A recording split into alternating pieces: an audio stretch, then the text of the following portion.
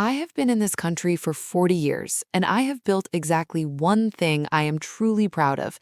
Not the business, not the truck, the house on Fernwood Crescent in Grimsby, Ontario, with the blue shutters my wife picked in 2003 and the porch steps I poured myself on a Saturday afternoon. And I came home one Thursday evening in October to find my wife standing at the gate with one bag. Welcome back to SKH Revenge Stories. Grab your snacks, get comfortable, and remember the people in these stories had every chance to behave themselves. They just chose wrong. Drop a comment and be sure to subscribe. You are going to love it here. My name is Roland Bouchamp. I am 63 years old. I spent 31 years as a civil contractor in the Niagara region before I retired. And if you want to understand who I am as a person, I will tell you that on my last day of work, my crew threw me a party, and I spent most of it worrying about whether there was enough food. I show up early, I stay until the work is done, and when I leave a job, I leave it better than I found it.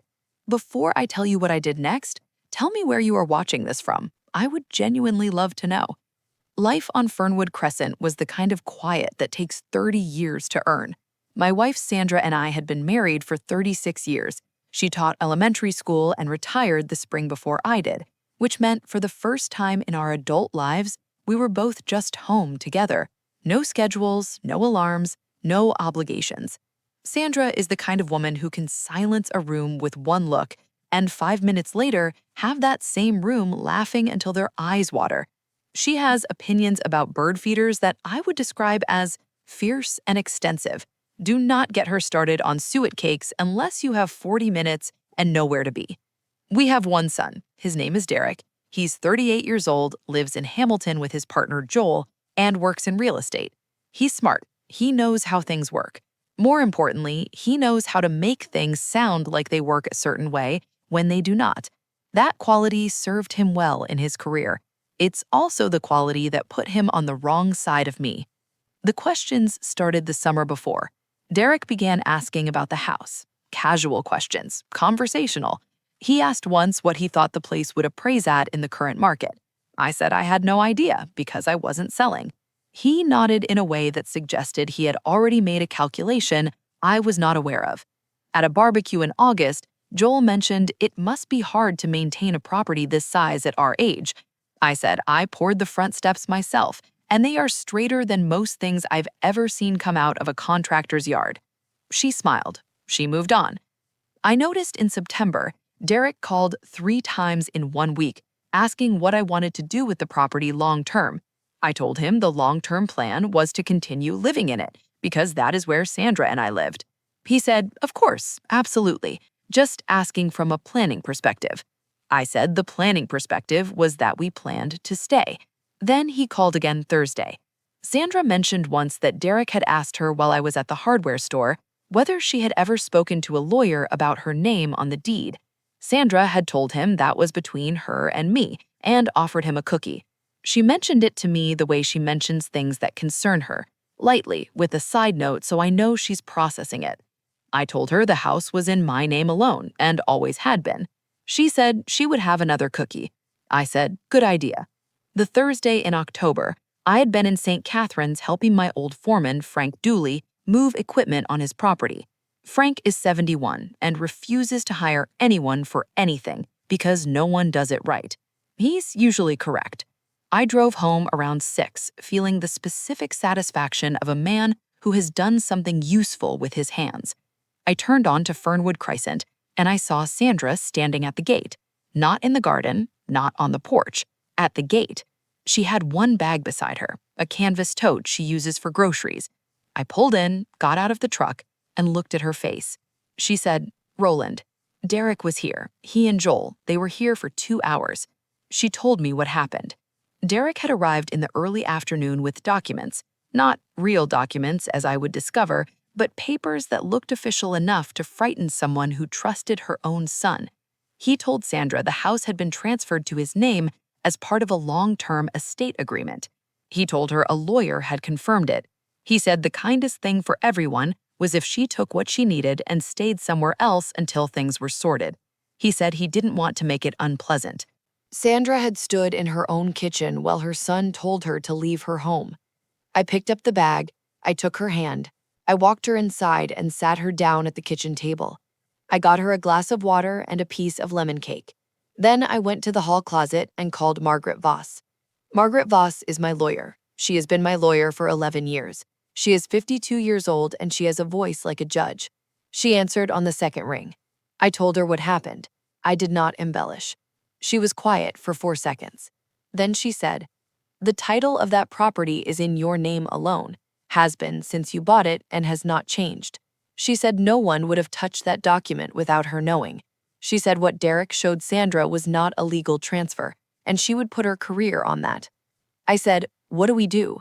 She said, "You do nothing tonight. I do everything tonight. By morning, your son will have a formal trespass notice served to him at his Hamilton address." She paused and said, "Roland, he walked into your house and told your wife to leave. I want you to know I am taking this personally on your behalf." I said, "I appreciate that, Margaret." She said, "Get some rest." I called my friend Terrence Bowl 40 minutes later. Terrence and I have been close for 29 years.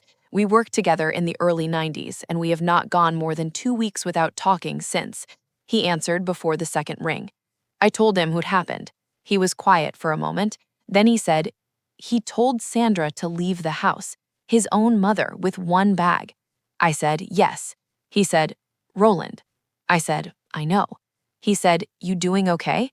I said, "I am doing better than Derek is going to be in the morning." Terrence made a sound that was not quite a laugh but was close. He said, "Margaret is terrifying." I said, "That is exactly the idea." He said, "You are not going to sleep tonight." I said, "I slept fine." He said, "You absolutely did not sleep fine." He was correct, not even close. If you have made it this far, do us one quick favor. Subscribe. A lot of people watch without ever doing it, but it costs you nothing and means everything to us. Thank you genuinely. By 7:30 Friday morning, Margaret had sent me the draft letter.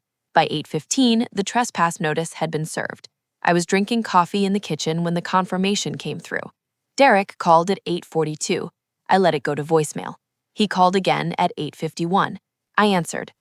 "Derek, I am going to say something and I want you to hear it clearly. Your mother was standing at the gate of her own home with one grocery bag because you told her to leave. Sit with that for a moment before we continue."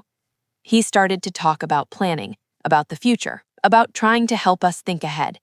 I said, "Derek, Margaret reviewed the title last night. The house is mine. It has always been mine. There is no transfer, there is no agreement, there is no document that means what you told your mother it meant. Do you understand what I am saying to you?" He was quiet. I said, "You walked into my home and you frightened your mother into packing a bag. Whatever you were hoping would happen when I came home did not happen. And now here is what is going to happen instead. You are not welcome at this property. That is what the notice means. Sandra and I will decide in the coming weeks whether we want any further conversation with you. I would not hold your breath." He said, "Dad, I was just trying to be practical." I said, "Derek, the future of this property is my business. You made a very significant error in judgment about what your mother would tolerate. She is considerably less forgiving than I am, and you already know how forgiving I am not. I want you to think carefully about what that means." I ended the call. The following Monday, I reviewed my will with Margaret. Derek's name was removed from the estate. I asked how long it would take. She said she already had the revised draft prepared. She had thought I might be coming in that week. I told her she was a remarkable woman. She said she knew. Sandra found out over dinner that evening. She was quiet for a long moment. Then she said, "That is your decision to make, Roland." I said, "It is." She said, "He scared me in my own kitchen." I said, "I know." She said, "I kept thinking you'd walk in any minute." I said, "I'm sorry I wasn't there sooner." She put her hand on mine and said, "You got there. That's what you always do." Terrence came by on the Saturday. The three of us sat on the back porch until the temperature dropped and moved inside. He brought a coffee cake he claimed his daughter had made, which he had absolutely made himself. When Sandra said it was delicious, he looked like a man receiving an award. At one point, Sandra went to refill the kettle, and Terrence leaned over and said, "How are you actually doing?" I looked at the yard. The maple in the back corner had dropped most of its leaves. They were gathered against the fence the way they always do in October. Sandra had been asking me to rake them for 4 days. I said, I am going to rake those leaves tomorrow. Terrence said, that's not what I asked. I said, I know, I am fine. More fine than I expected to be. He nodded.